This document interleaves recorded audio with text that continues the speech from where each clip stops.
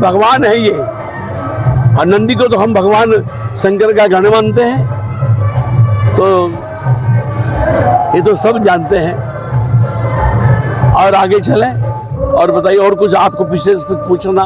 बस इसी विषय में था कि गौओं में आप थोड़े गौओं के लिए क्या संदेश था आम जन को? नहीं, गौ माता के लिए मैं कई संस्था से जुड़ा हूँ। आज सबसे बड़ी गौशाला है पथमेड़ा की। जब सिर्फ वहाँ पर 100 गायें थी, तब से मैं दत्त शरणानंद जी महाराज, तो जब संस्थापना हुई थी उस समय से मैं पथमेड़ा से जुड़ा हुआ हूँ। फिर जरखौर में गौशाला है, मैं जरखौर गौशाला जिसका संचालन राजेंद्र दास जी महाराज करते हैं, मैं उससे जुड़ा हूँ। भूरी वाले में जो पंजाब में कई गौशालाएं आज उनकी है, मैं उनसे जुड़ा हुआ हूँ। तो हम श्याम बाबा को बसते हैं, और हमारे श्याम बाबा तो उसी जगह से प्रकट हुए जहाँ एक गाय आती थी और दूध की धारा गिरती थी, वहाँ खुदाई की गई, वहाँ वो शीश जो रखा हुआ है वो शीश वहाँ से निकला। तो हमको तो कदम कदम पर गौ माता के चमत्कार से वाकिफ हैं। और सनातन धर्म बिना गौ माता के अधूरा है। बिना गौ माता के आप सनातन, चूंकि समस्त हमारे 33 कोटि देवता हमारी गौ माता में, लक्ष्मी आई, बोले कोई जगह ही नहीं, अब कहाँ पर तुमको स्थान दे? तो बोला अच्छा एक जगह बची है, बोला गोबर में दे दो।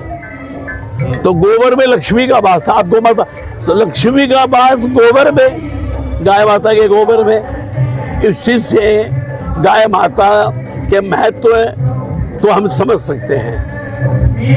महाराज जी, हमारे इस एरिया के अंदर नशे का बड़ा प्रकोप है, जिससे युवा उस भटका हुआ है, तो उसके लिए आप क्या संदेश देंगे? देखिए, नशा भी नहीं, आजकल के जो युवा हैं, चाहे जैन धर्म हो, चाहे बौद्ध धर्म हो, चाहे सनातन धर्म हो।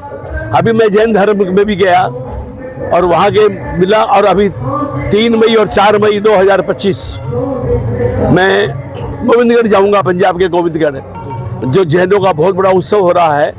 मुझे मुख्य अतिथि के रूप में वहाँ पर बुलाया गया है। तो वो भी एक ही पीड़ा कह रहे थे, क्योंकि जो अखाद्य वस्तु है वो आजकल खाने लग गए हैं, और हम वो खाने लग गए जिनसे उम्मीद नहीं करते हैं। तो और को तो मैं नहीं कह सकता, लेकिन जो हमारे हिंदू भाई हैं, सनातनी हैं, तो कम से कम आपको अगर किसी का जीवन किसी को नहीं दे सकते हो, तो जीव का जीव वापस लेने के आपको क्या अधिकार है? और उसको खाते हो आप। तो वो जब खाते हो, आहार अगर आपका शुद्ध होगा तो आपका विचार अशुद्ध होगा ही होगा। और जब विचार अशुद्धि होगी तो आपकी सोच में विकृतियां आएंगी, फिर आप वो काम करेंगे जो आपको नहीं करना चाहिए। तो सबसे बड़ी बात है, आहार को शुद्ध करें। जिस दिन आहार शुद्ध हो जाएगा, हमारे कृष्ण भी तो माखन मिश्री खाते थे। क्या संदेश दिया कृष्ण ने माखन मिश्री से?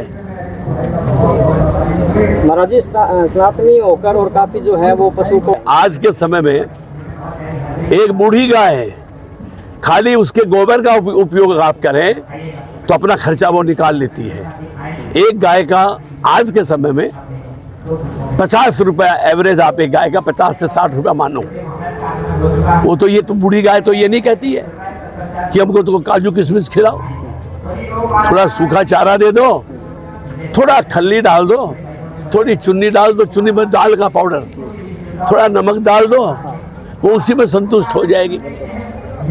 लेकिन उसका गोबर, आप गोबर भी रखें, जमा करें, खाद बनाएं। देखो कितनी महंगी मिलती है आज गोबर की खाद इतनी महंगी। अरे बकरी की मींगनी जो होती है उसकी खाद इतनी महंगी बिकती है। उपले ऑनलाइन बिक रहे हैं, उपले ऑनलाइन उपले बिक रहे हैं। तो आज वो सनातन, ये आपने सही बात कही, क्योंकि मेरी कई लोगों से बात हुई, अब मैं ज़्यादा इस विषय पर बोलना नहीं चाहता। उन्होंने यही कहा कि हमको उपलब्ध कौन कराता है गायें, हम तो नहीं लेके आते उनके घर से, उपलब्ध कौन कराता है? वो निकाल देते हैं, दूध निकाला और ठंडा हमारा निकाल देते हैं। तो अब देखिए, उपदेश से पेट नहीं भरता, उपदेश से पेट नहीं भरता। अब बिन पानी फूल नहीं खिलता। उपदेश कितने करेंगे? जब तक हम अपने आप को काना विचार जब तक हमारे शुद्ध नहीं होंगे, विचार शुद्ध हो जाएंगे तो ये सारी विकृतियां बंद हो जाएंगी। जय श्री